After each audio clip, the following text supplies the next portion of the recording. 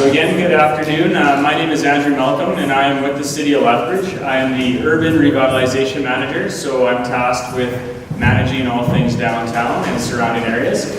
So thanks again for coming this morning for our second Downtown Clean and Safe Business Safety Education Seminar. So I want to thank Streetside for providing the food this afternoon. They have been a great help and a great supporter of this initiative. So a quick go through of what our presentation will entail. I'm going to do a little bit of a recap of what we heard at our first session, and then we're going to go into today's topic, which is the drug crisis, what's really happening. And so this is a very broad and in-depth topic, and there's lots of facets, so we're not going to touch on everything by any stretch of the imagination, but we've brought some key people who can begin to touch on what's happening in the downtown. And then, of course, we're going to have a bit of a moderated panel question and answer, and then table discussion at the end, where if there's anything that we missed or something that you really want to know that we didn't mention, we encourage you to write it down and so that we can address it at a future seminar. So just a few expectations on today's session. So we brought together representatives from a variety of organizations to present on what's happening related to the drug crisis in our downtown and our city. We're all here to learn from each other for the betterment of our downtown and our city. Even us folks that are presenting, this is a process of learning for us as well. With lives and livelihoods both at stake with this topic, it has the potential to become emotional, and I want everyone to please be respectful through this discussion, especially during the moderated panel, because we want to make this a positive learning experience. We have a full agenda, so we will not be able to address everything, and we're going to keep things moving. So if you are long-winded, please be cognizant of this. Keep it short and to the point, and we're going to allow as many people as possible to ask questions and be part of the discussion. So the Downtown Clean and Safe strategy, I see a lot of familiar faces from the first session, so I won't go into too much detail, but it's a city-led strategy to look at creating a positive and unforgettable downtown experience by addressing the real or perceived notion that downtown is either messy or feels unsafe. There's 12 new, expanded, or existing initiatives, and the purple document on all your tables goes into detail of what those are. One of the new initiatives is the Business Education Seminar. So this is a new program that this session is part of, but it also will entail a document online and in print that businesses and residents of the downtown will be able to have, which will provide them kind of what you need to know right on hand. There's a subcommittee composed of City, LPS, the Downtown BRZ, and the Chamber who are working on developing this program. And it's being designed after a successful program from 2001. Again, it's an educational document that will take place in print and digital, as well as these monthly sessions, which will run for the rest of the year. So at our last session, we went into a little bit more in depth of what's in the strategy as a whole, and then we put it as a table discussion to start to ask businesses what they want to know. So it's not everything, but here's a bit of a summary of things that we are now starting to dive into to provide answers within this document that we're putting together. How do I manage my washroom? Who do I call for different situations? Why is there not a BRZ on the north side? We need opportunities for personal safety training for frontline staff. What to say or do when there's a large group of people loitering in front of my business.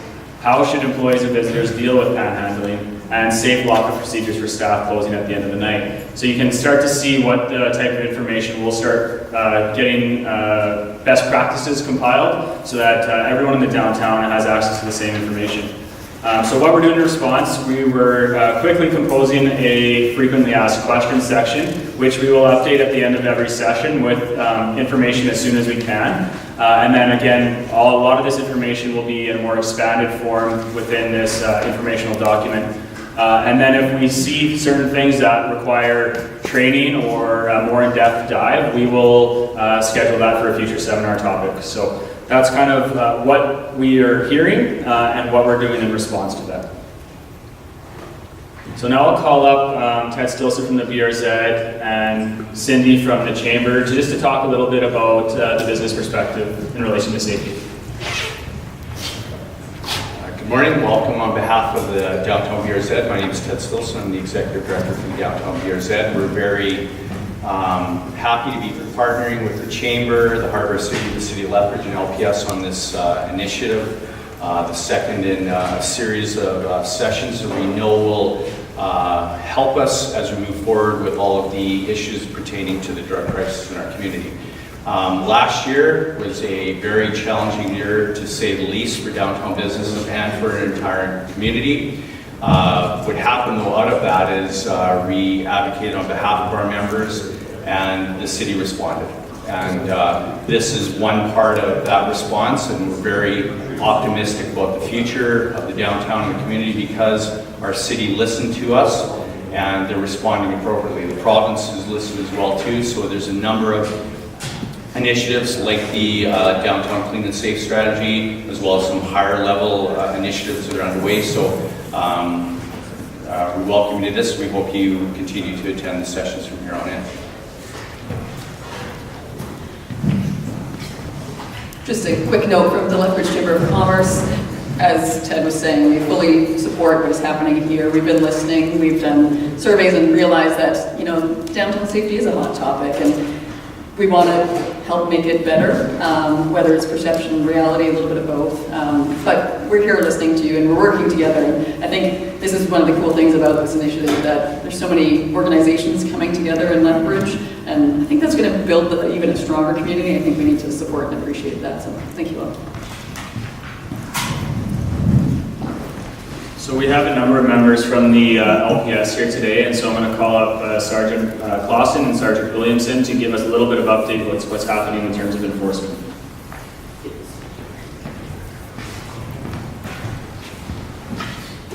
Hey, I had to bring my water up today. I'm suffering a very bad cold, so hopefully you can bear with me here in the next few minutes while I just kind of share with you who the Downtown Policing Unit is. My name is Sergeant Robin Clausen, and I'm the Sergeant of the Downtown Policing Unit. Constable Ryan Dare is also here with me. He's a part of the unit. We have 8 members right now. We doubled from 4 last October. What I'm going to do is just share with you kind of the shifts we work, where you see us, what our goals are, and what we kind of aim to do and where in the downtown. Our team works 12-hour shifts. There's 2 officers that work a day shift from 7 a.m. to p.m. And there's 2 officers that work an afternoon shift, which is usually 11 a.m. to 11 p.m. When we work this kind of shift, what it does is it gives us a little extra coverage during that busier time of the afternoon, when we kind of see a lot more of the loitering and the problems that you guys experience when you have a business that's open during those hours. You'll often see the DPU van parked in the downtown. It's the big black van, it says right on the Downtown Policing Unit. When you see that, somewhere close by, you're going to find the downtown policing officers. They'll either be on a bike, they'll either be on foot. Sometimes they're going to be working together in partners, sometimes they'll be separate. It just depends on the circumstances and what's happening. The primary duties that the Downtown Police Unit has is they want to be visible. They want to be in the downtown where you're going to see them. They're out and about. They're going to engage with the citizens and the businesses, the vulnerable populations that are in the downtown. We work a lot with them as well. They problem solve. We do a ton of proactive work, and they're also available to attend calls for service. So out of all those things they do proactively, they still go to calls and they still have to deal with the things that happen in the downtown. So as you can imagine, they're extremely busy all of the time. They also work really closely with all of the security teams in the downtown, and they do a lot of education in relation to downtown safety. So we often go to businesses and kind of teach you guys how to be safe and share with you what's happening, because a lot of people don't understand what's happening with the drug crisis, and when they see drug paraphernalia or things in the street, they're unsure. So we often go to businesses and agencies and kind of help you out to understand what's going on. It's also important to mention that we have a team, it's called PACS. A lot of people aren't aware of it. It's called our Police and Crisis Team. We have a partnership with Alberta Health Services right now with a mental health therapist who has partnered with a constable, and together they form our PAC team. They work with the vulnerable population of the downtown and kind of throughout the whole city, but as you can imagine, with the homelessness and the issues that are facing the downtown, they do a lot of work in the downtown. What they try to do is they try to connect individuals who maybe fall through the cracks, who need some services, and maybe try and get them diverted away from the criminal justice system, and also away from using emergency services like calling the ambulance all the time and tying up services that maybe you guys need that are important for an issue that you may have. They work with Also, they'll do other things too, so for us, when we are in the downtown working, when we see problems, we can contact them and let them know that we are facing an issue and they can come and help us as well. Sometimes they don't get a hold of everybody or contact with their specific programs, so they'll get referrals from us or other patrol members as well. The relationships that they make and those connections are invaluable, and although they seem like a small team, there's only 2 people, they do a lot of work as well, just like the downtown policing unit. I did bring with me today Sergeant Mike Williamson, and he is in charge of the WATCH program. I'm sure you've all heard a lot about it. He's going to give you an update as to where that's at, and also probably some volunteer opportunities that'll be coming soon.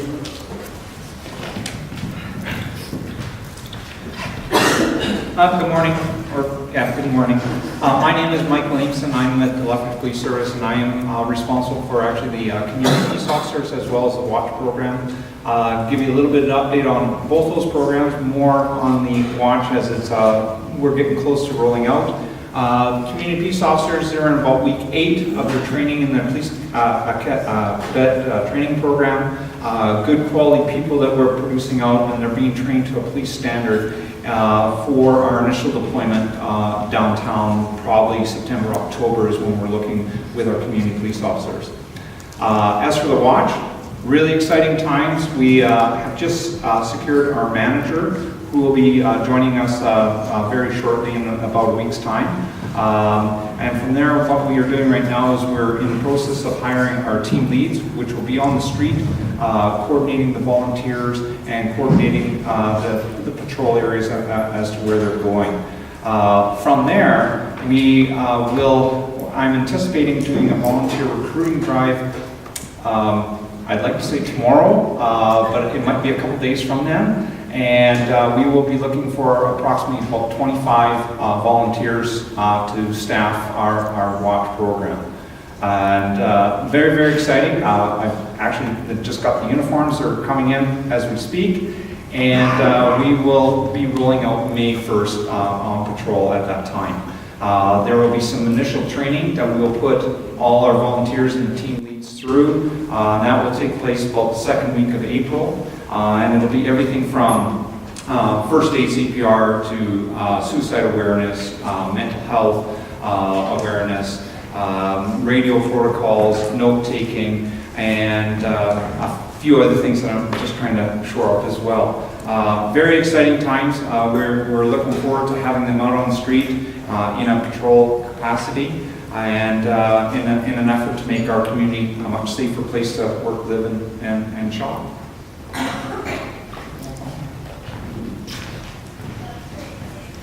So thank you to our LPS, and Robin will be around later for a few questions. Now I'll call up Lynn Wilker from the Fire and EMS, who will give a little bit of an update on the experiences that our Fire and EMS crew have been seeing related to the drug crisis.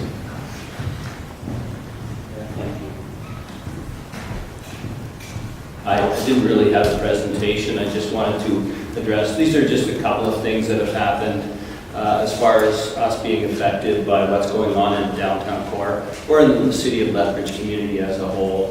And they're just overdoses in general. These are specific incidents that are not the number of vehicles. You may have seen other presentations that said so many vehicles moved in the past, and they look quite a bit larger than these, but these are actual overdoses.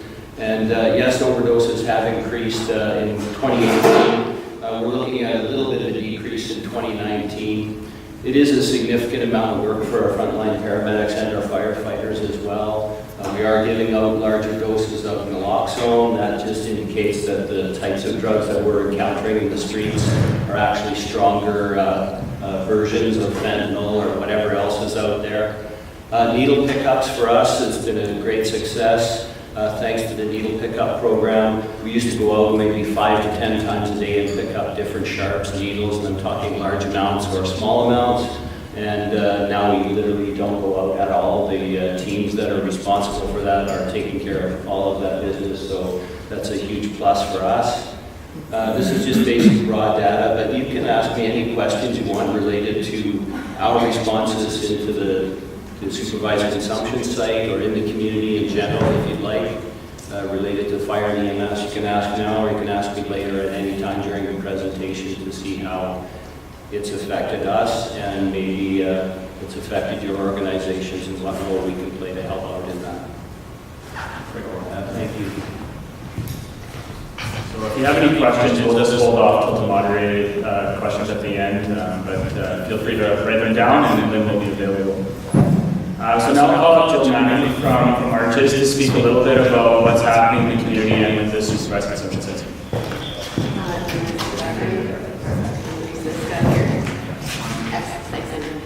Hello everyone, I'm Jill Manning. I am the Director of Operations with Arches, and I just only have 10 minutes, so I feel everyone else has been very quick, so I'll try to be quick. Where am I going here? So just first of all, an overview of what harm reduction is. There's a lot of misunderstanding and misperception in community on what harm reduction means, so I just wanted to provide some clarification there. So harm reduction includes policies, programs, and practices that aim to keep people safe and minimize death, disease, and injury from high-risk behavior, especially psychoactive substance use. Harm reduction recognizes that the high-risk behavior may continue despite the risks. Harm reduction involves a range of support services and strategies to enhance the knowledge, skills, resources, and supports for individuals, families, and communities to be safer and healthier. Harm reduction is based on evidence, both from science and lived experience. It's based on compassion and justice, and it challenges stigma and discrimination. Includes non-judgmental, client-centered, strength-based services that provide the skills, knowledge, resources, and support for people to live safer and healthier lives.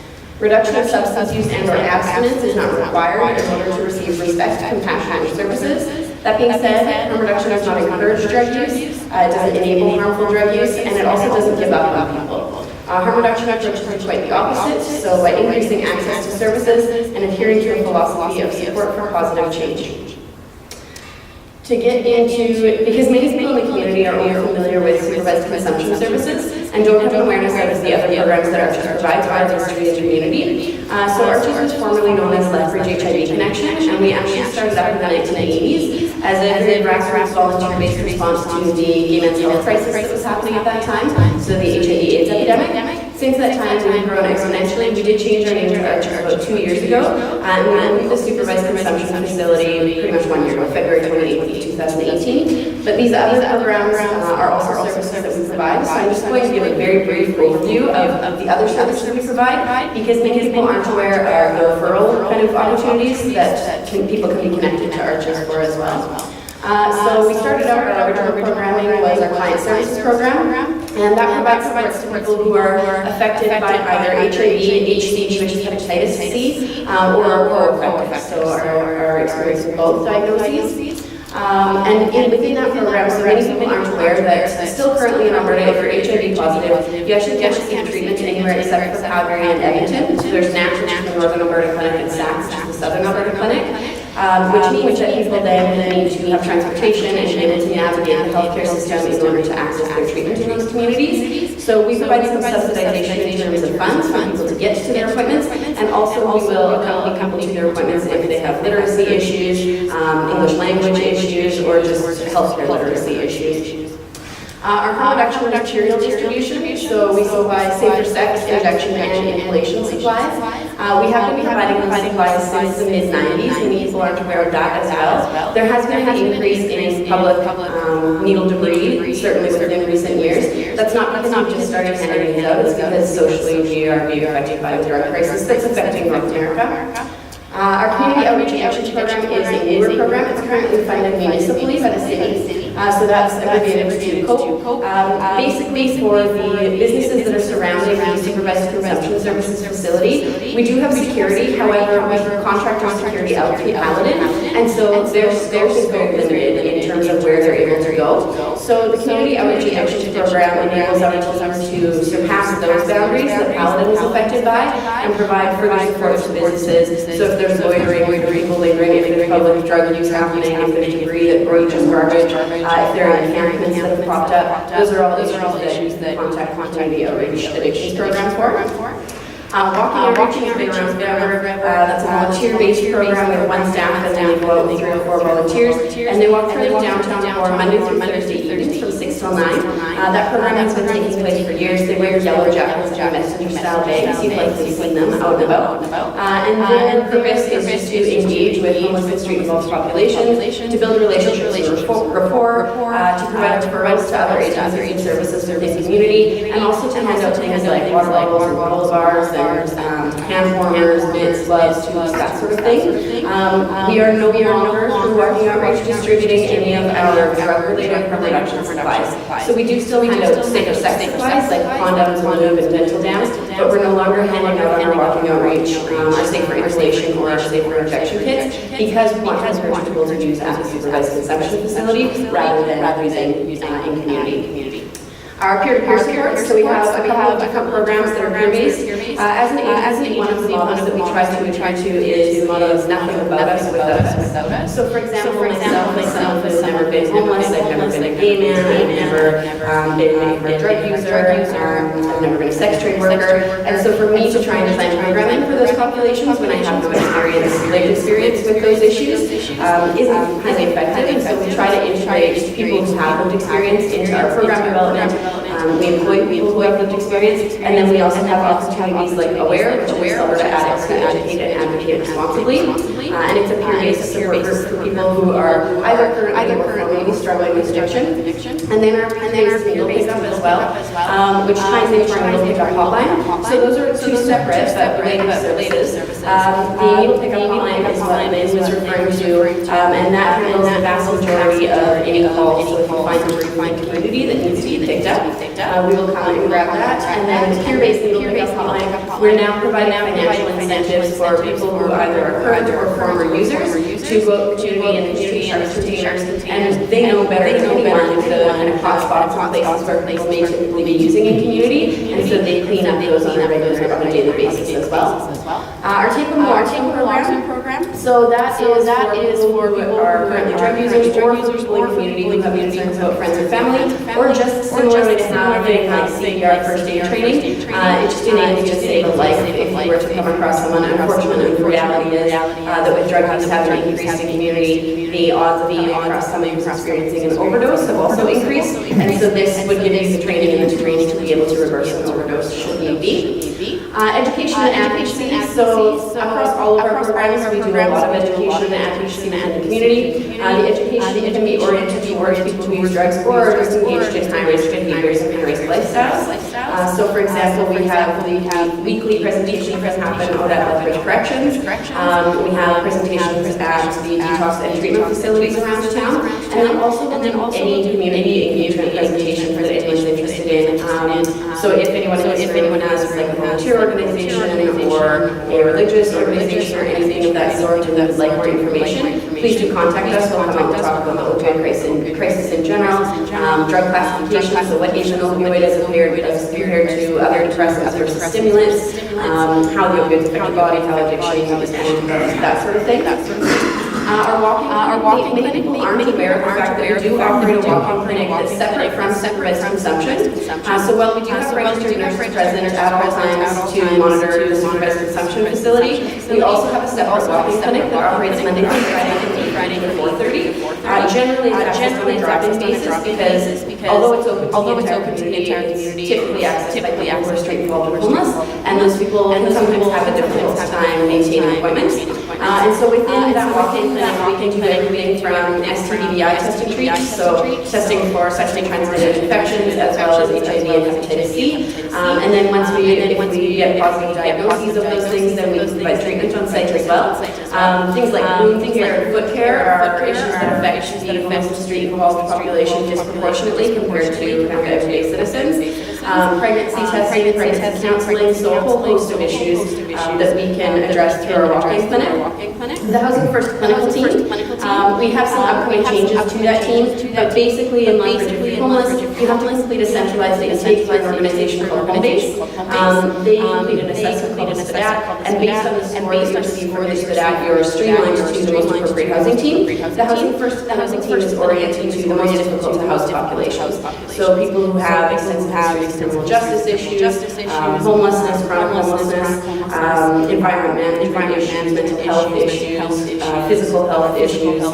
They typically get straight to us, and then their objective is to obtain and help obtain and maintain housing as well. So to do house visits, to teach them life skills, that sort of thing. Our Queer Health program is oriented towards members who identify as LGBT positive, and it can help with everything from education, safer sex practices, advocacy, counseling, so informal counseling, particularly when people are coming out. That can be a very difficult process for people to navigate that with their friends, with their family, with their employers. So providing some informal counseling for those folks. Itamakanusin, so that means everyone comes together, and it's our Indigenous cultural programming. Typically, and this is changing, but historically speaking, Indigenous communities have been very abstinence-based, and what that can mean is that if a person is struggling with addictions, they sometimes become ostracized or isolated from their culture and community, and that is just kind of a further nail in the coffin in terms of coming out of your addiction. And so we provide cultural programming so that people can still have those connections. We have elders who oversee and advise on the activities that program completes. And they do everything from the visiting of sacred sites like sweats and smudges, and then they also do in-site things like the building of teepees and moccasins and dream catchers, beadwork, all of that sort of thing. We are very excited. We've just put together a new hip-hop program. It's a full-time program. Hip-hop or rap is a culture that very much has roots in marginalized and oppressed cultures, and it's a form of poetry. It's very cathartic, and so since we have started that program up, we have a number of clients who had been accessing supervised consumption for months, and there was just a barrier to forming rapport with them. They were resistant to engaging with staff, and since participating in the hip-hop program are now, spitting rhymes about their trauma and their history, and so it's a really interesting program, and we will be holding an event on July 30th in Galt Gardens that will be a hip-hop in the park type of event to showcase some of the work that they have done, and also just to kind of flip the script a little bit, because Galt Gardens has typically been associated with negative connotations for that population, so to have a way for them to showcase some of their successes. Supervised consumption services, so I will go into more detail on SCS in the next couple of slides. Our Indigenous Recovery Coaching Program is the only program that's still operating out of our old facility, so that's located at 1206 6th Ave South. The house is what it's referred to oftentimes in our population. So that program is oriented towards people who are either currently on or interested in getting on opioid agonist therapy. So those are things like Suboxone and Methadone. They're much more effective treatment plans than to just go through like the traditional detox and treatment that we might associate with, say, alcohol use or cocaine use.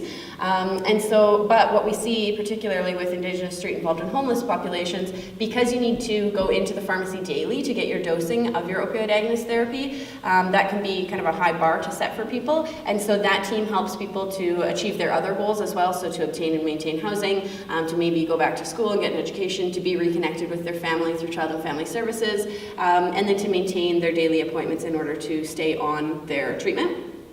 And then lastly, this is our newest program, the VODP, or Virtual Opioid Dependence Program.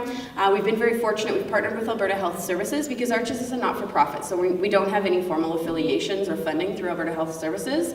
And so we've been lucky and fortunate. Alberta Health Services has partnered with us in order to provide us direct access to a doctor. That doctor is Dr. Day in Edmonton, and he has 2 clinics, and basically a client can come in, and if they express an interest in getting onto opioid agonist therapy, like Suboxone or Methadone, previously we used to have to set them up an appointment for them to go and see a doctor and have an intake done and then receive their prescription and then go to pharmacy and go daily to pharmacy to get their dosing. Now we have telehealth links so that we can just call these clinics in Edmonton and they can do the intake remotely, so that the client on the spot with us can have their intake done, get their prescription, and then our staff can walk them to the closest pharmacy. We implemented that in the end of December, and since implementation we've had 34 clients who have started on opioid agonist therapies. And so that's there's a lot of people say, oh, these people don't want help, or they're just coming there and it's too easy for people. Yes, people come there because they know it will keep them safe, but it's not that they're not interested in making progress or making change. And as we've grown, we've certainly increased our ability to be able to meet those needs without having to refer outwardly to other organizations or make appointments for days later that then they have difficulty maintaining. So this is a big chart. I apologize. This is a lot of data condensed into a small format. This goes over our year-to-date supervised consumption services visits. So on the left side here, and this is week by week since we've been operational. So the far left is February 28th to March 6th. And the blue line, which sticks up the highest, that's total visits. And then the colored lines below break down into type of drug use or route of administration, because we do offer all 4 modes of consumption. So as you can see, when we first opened up for the first 3 months or so, at that time we weren't yet providing 24-hour care. We were originally only funded from 9 a.m. until 3 a.m. And so that partly played a role in seeing the spike in numbers. Also though, there's just kind of the process of establishing trust and rapport and having people feel comfortable coming into a facility such as ours. So now if you look towards the far right side, we've kind of plateaued there. The visits by month are broken down along the top there. So you can see from October through February, we're averaging just under and around 20,000 visits per month. That's not specific drug users. So that's not 20,000 different people. That's 20,000 drug uses that are happening in the facility. And then this looks at the daily service uptake. So this is just over the week where we had most recently collected our data, so ending at March 10th, so fairly recently. So we're seeing 611 visits per day, and that breaks down to be about 150 to 200 individual users per day who are using that many times. So there's repeated uses happening by the same individuals within the facility. Our number of overdoses that we've attended to per month. So you'll see from the purple bar graph there, we did see a considerable spike October, November, and December were our highest months, and that's just because of the potency of the drugs that were on the street at that time. The drug market is ever changing and it's very difficult to keep up with, but that's a reflection of the fact that the drugs were higher potency and so therefore people were experiencing overdoses at greater rates. Along the bottom there, we break it down into the emergencies that have occurred in the facility. So we've had 1,764 total medical emergency events since we opened February 28th, and that's ending March 10th. That's when we have our most recent data up to. So that includes, but is certainly not limited to, overdose. Oxygen has been administered 1,671 times. Many times the administration of oxygen will prevent you from having to administer naloxone, and naloxone is far more expensive than oxygen. So from a taxpayer's perspective, this is a much more cost-efficient way to respond to an overdose with the administration of oxygen. EMS was called 298 times. So if you look at 1,764 total medical emergencies and EMS only having to be called just shy of 300 times, if those emergencies happened in community, that number would be far higher for the number of EMS calls that have to be made. And that's because our facility is equipped very similarly to an emergency room or to an ambulance with similar equipment. And so we're able to handle a lot of those crises ourselves without having to be a burden to EMS. And then police have been called 218 times since we opened our doors. That's everything from assaults, so between clients. We've yet to have an assault on staff. However, the clients come in and there's a lot of street beef, often they'll refer to it as, so, various gang activities and behavior and rivalries and that sort of thing. But also much more benign things like, so if someone uses our facility and then they go to drive away, which happens very, very rarely, but if it does happen, we have cameras and we call police and we report intoxicated driver the same way as a bar owner would have to. Things like if drugs are left behind, say in the parking lot or something like that, the police have to come and pick those up. So if there's a weapon or if there are any drugs left behind, we can't just dispose of those things. We need to have police come and pick those up and process them for us. It can be everything from like no trespassing orders. So if someone we kind of have like a 3 strikes policy, and if a client has been unable to adhere to the expectations of the facility and has been disrespectful to staff, then at that point we'll issue a no trespassing order. So if someone breaks a no trespassing order and tries to access site, that will warrant a call to police. So those sorts of things are what we're calling police for. The data for substances consumed, so this breaks down by drug, what drugs are being reported as consumed. Keep in mind that this is completely based on self-report. We don't have drug testing apparatus currently in the facility. That's a very tricky thing because people don't know what it is that they're using. Many times the drug producers will misrepresent to drug dealers what it is that they've produced, and many times drug dealers will misrepresent to their purchasers what it is that they're selling. So the chart breaks it down specifically by drug type. However, if you look at the bottom there, it lumps all of the opioids together. So opioids are the drug of choice in our facility. That may not be an accurate representation of drug use in the wider community because street-involved and homeless people have generally experienced a greater degree of trauma, and opioids are particularly kind of attractive to people who have a long history of trauma. Additionally, the opioids may be a slightly higher number than that within our population because just simply of access. So they're kind of the hot drugs on the street right now, and so they're the easiest for people to obtain, whereas that may not be the case for, say, a university student, right? Fentanyl may not be the easiest thing for a university student to get.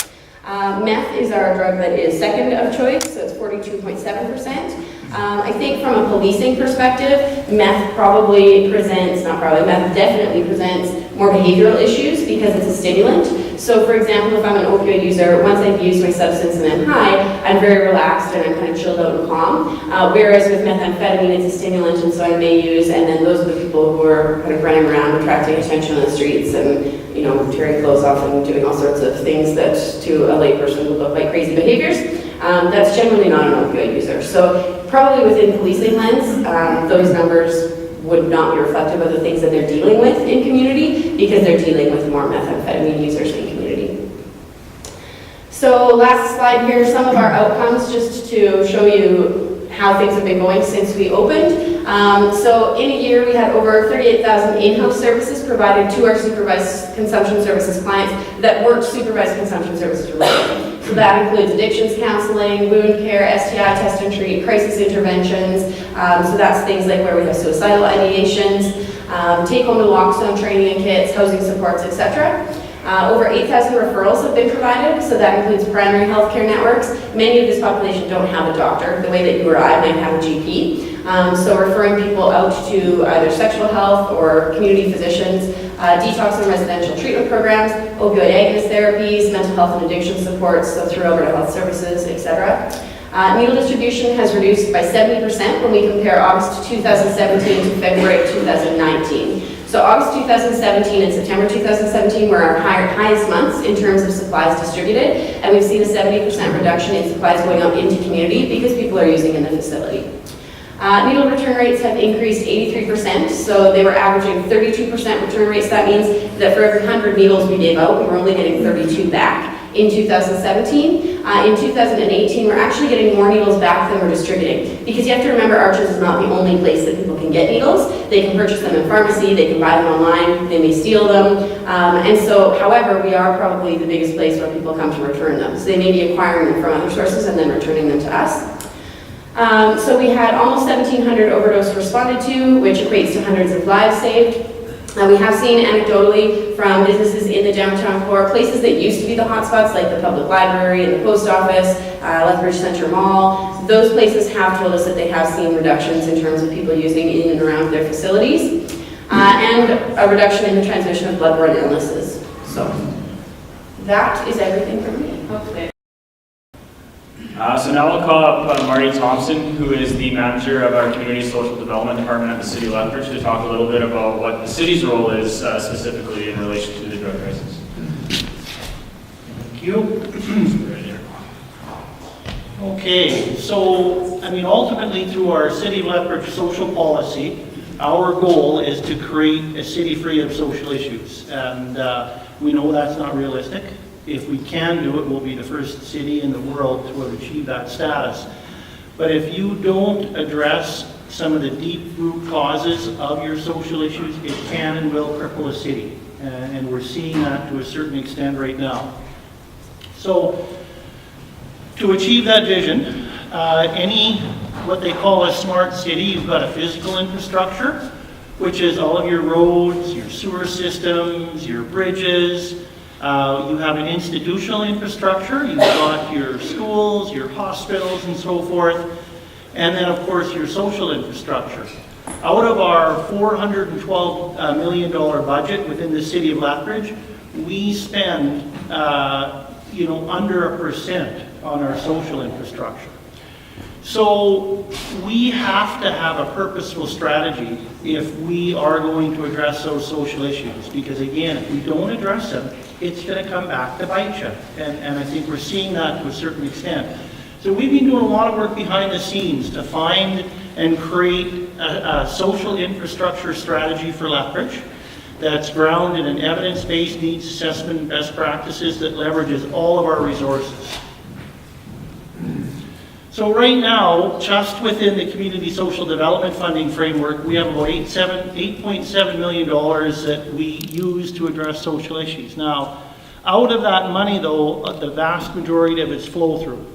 So we've got what we call the social action in housing money, the 4.9 million.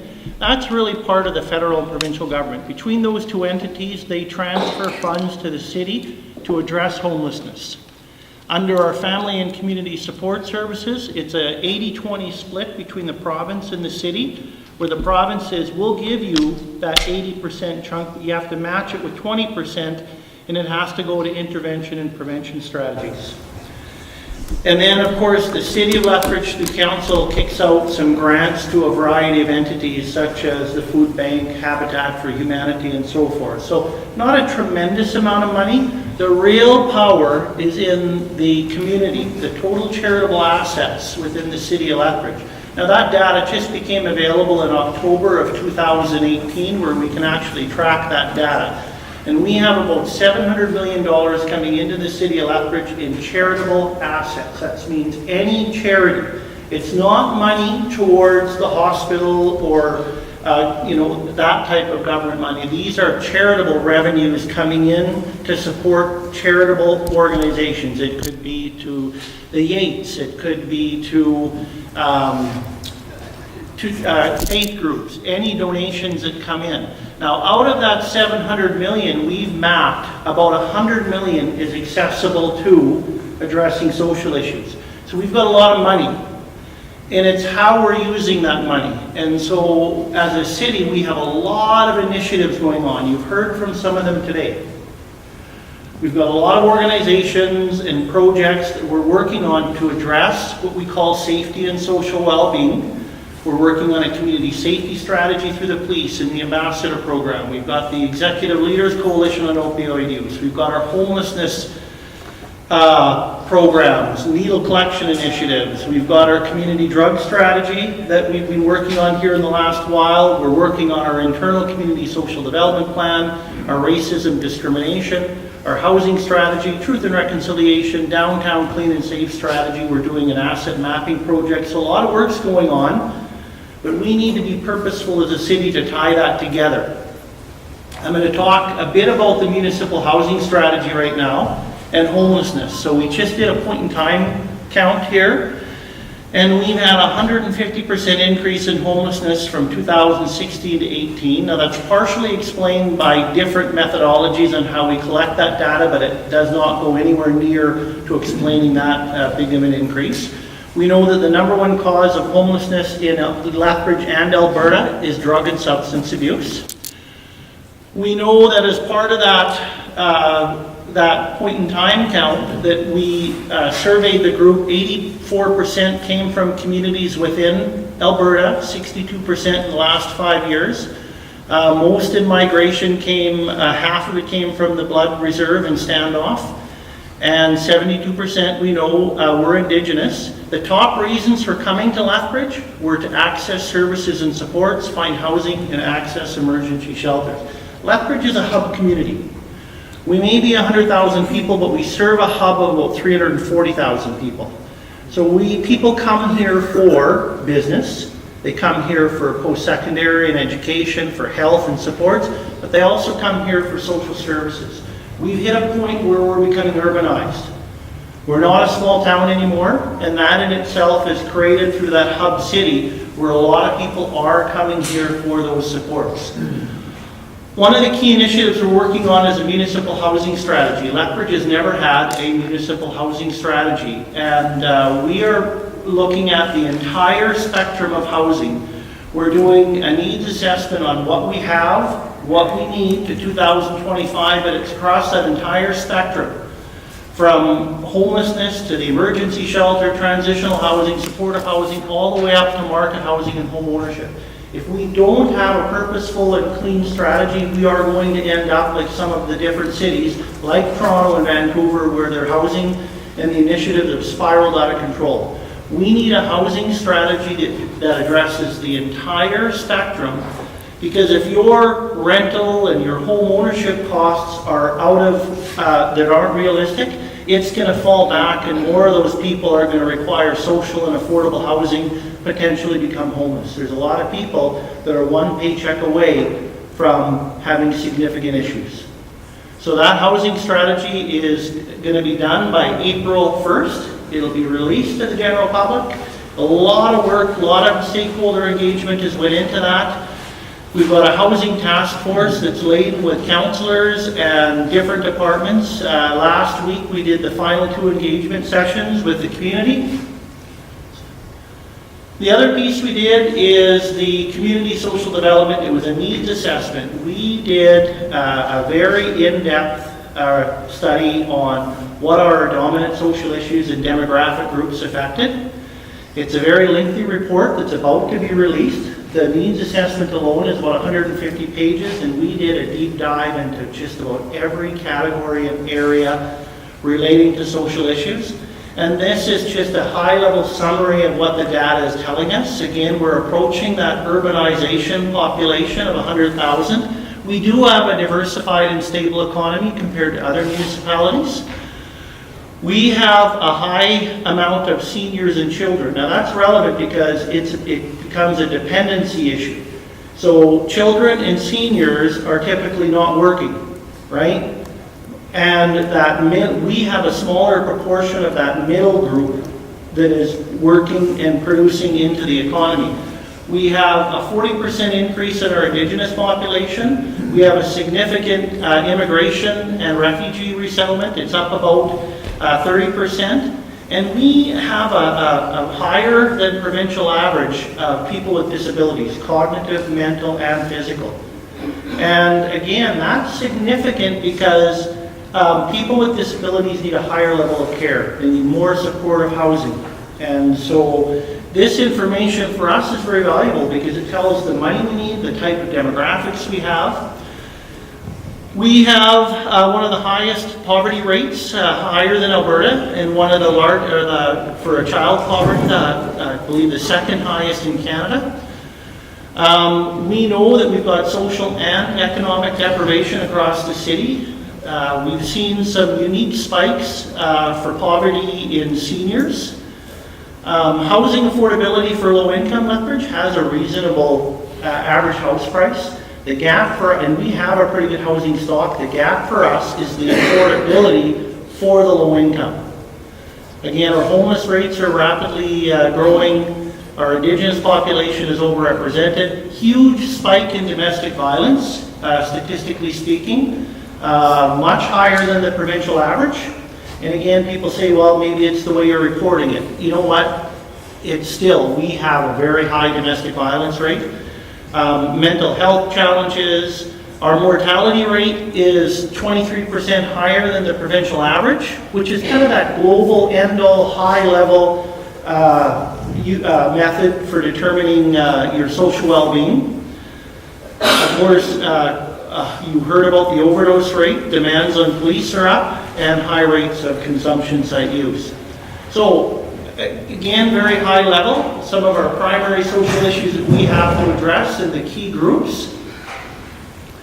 And we have to figure out how we're going to prioritize. We can't be everything to everyone. We've got to be very strategic how we spend the few dollars we have and how we integrate and work together to address some of those root causes.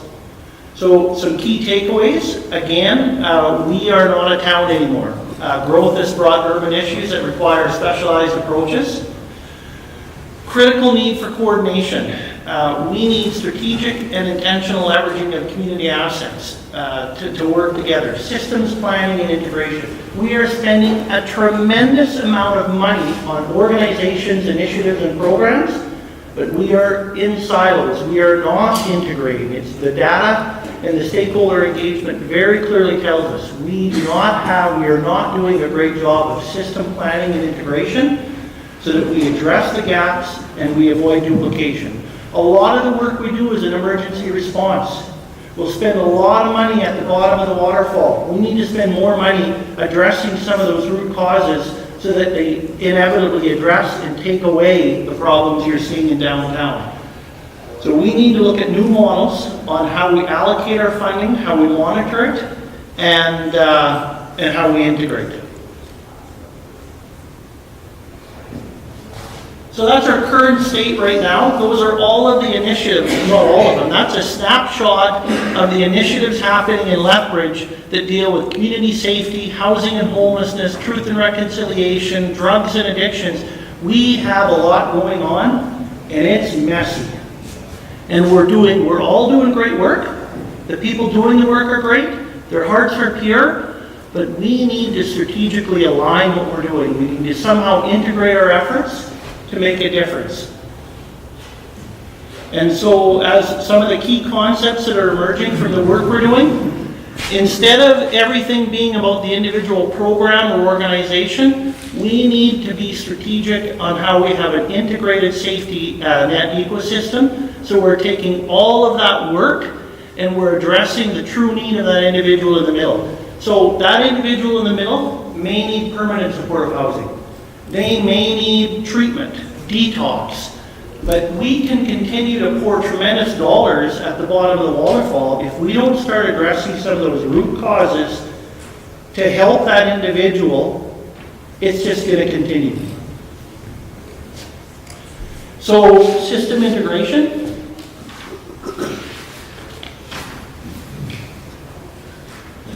Actually, to go back on that one. For this particular one, the message here is it's person-centered rather than organization-centered. And so for that individual person, they may need to go to a detox center. And from there, a detox center to treatment to recovery, to transitional housing, to employment programs. There's a pathway there. It's not easy, but it needs to happen if you're truly going to address that particular issue. Another option for an individual may be permanent supportive housing. Some of these folks have severe and non-curable or their FASD and so forth. They need supports of, say, permanent supportive housing. They're going to take them off the street and get them into a permanent supportive housing facility where they're getting the care they need. A homeless person right now on the street, and this number is being researched to death, tried, tested, and true, the cost to you, the taxpayer, is $135,000 a year. That's all the money that goes into social supports. That's all the money that goes into justice systems for the police and courts and the jail, the health system. Lethbridge, our emergency usage in Lethbridge is 50% higher than the provincial average. That's costing you a lot of money. And so by not addressing those root causes, that individual who's homeless is costing a lot of money. Permanent supportive housing costs $40,000 a year. Compared to the homeless, leaving them to nothing is $135,000 a year. So there are options that we can take that are more long-term that can help all the issues, but they're systematic changes. Some people, ultimately, they may need to go to jail. Their enforcement is a key part of it too, right? There are consequences. People do need to be held accountable, but it's about finding the right path for that individual. And again, it's system integration. We need to work together, the health system, the justice system, children's services, government, education, all of those pieces. If we're going to work together to create that community safety and well-being strategy, we need to look at a mechanism for community-based governance, funding coordination, service integration across all of the systems. No longer can we work in isolation and keep pumping enormous dollars into a bucket with holes in it. We need to get better at what we do. And the concept is collective impact. This is not a new statement. This is not a new scenario. It's about a disciplined cross-sector approach to solving complex social and environmental issues on a large scale. We need a common agenda, shared measurement, mutually reinforcing activities, continuous communication, and backbone support. The city, in my opinion, they should be the backbone support. They should be the one facilitating, convening, and helping coordinate the community to move forward. And in Lethbridge, we're small enough to do it, and we have an opportunity to go there.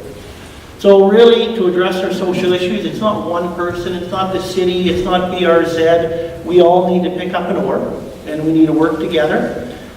To be very purposeful about looking at some of the short-term fixes, but also some of the long-term fixes. Again, such as intox, detox treatment. Some announcements that I can share with you that we've been lobbying for as a city for quite some time. One is the Intox program. We've never had an Intox program in Lethbridge.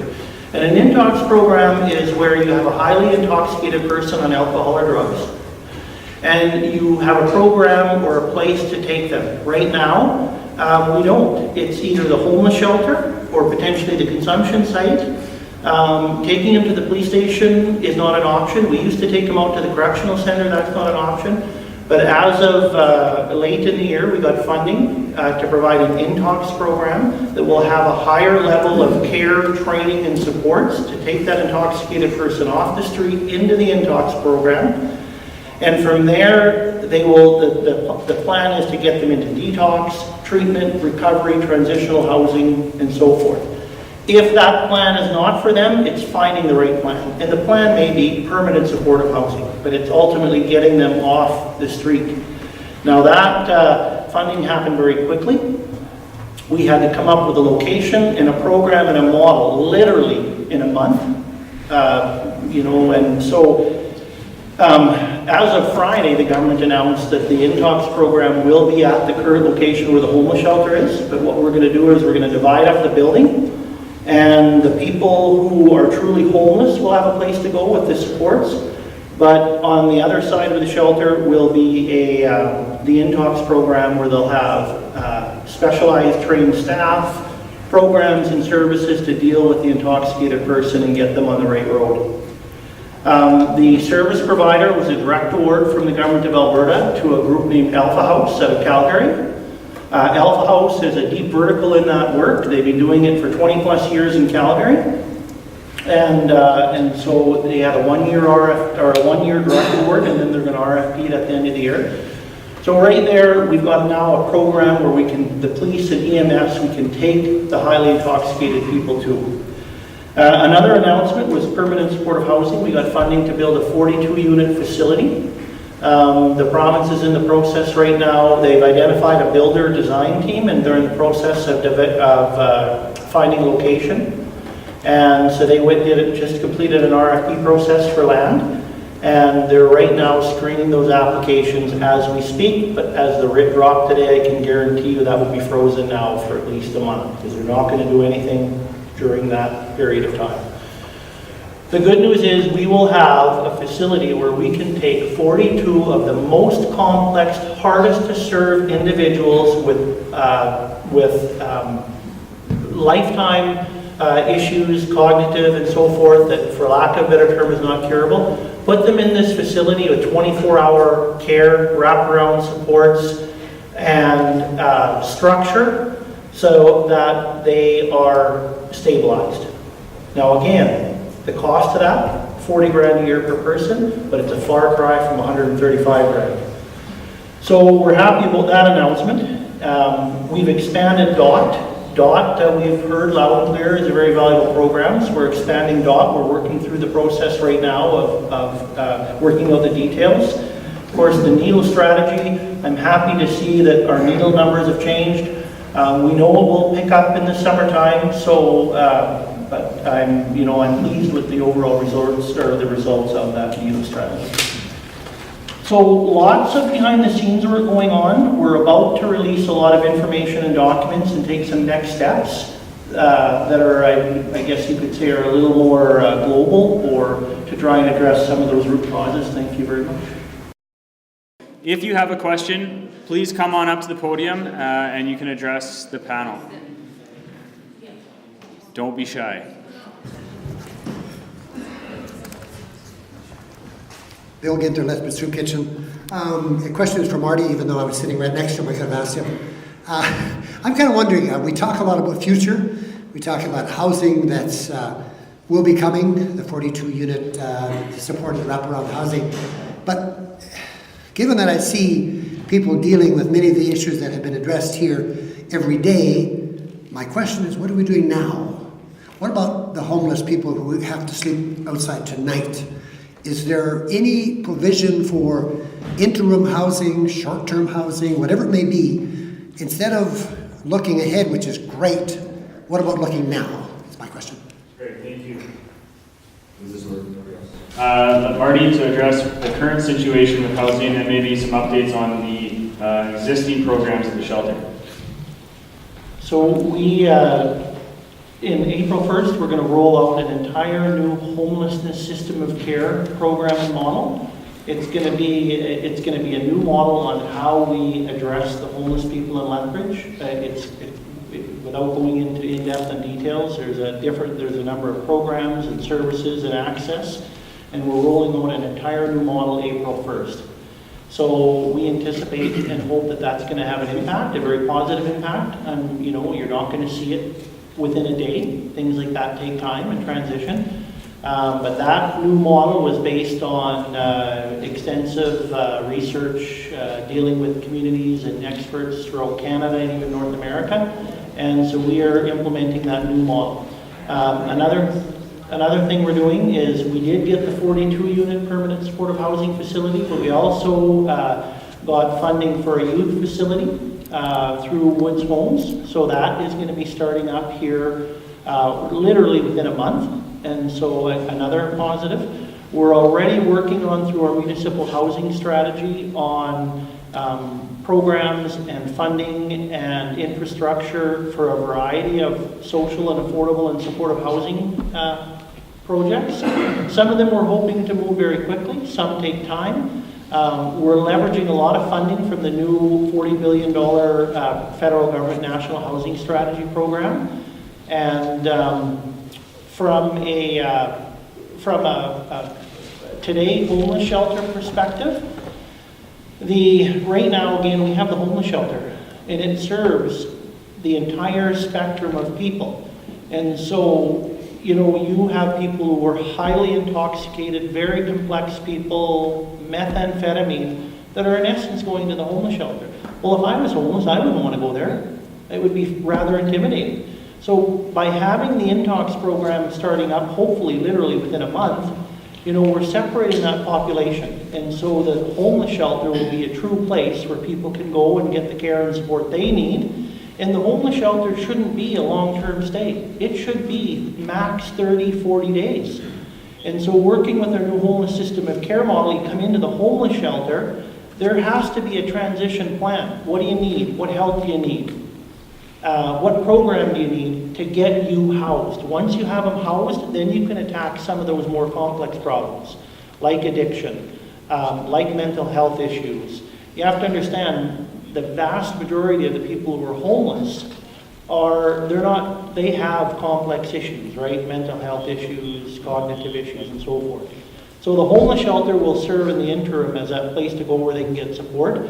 And on the flip side, the Intox program is for a completely different population, and that's why we want to separate the two, get them the care they need to move forward. Another thing we're doing is we're working with the region.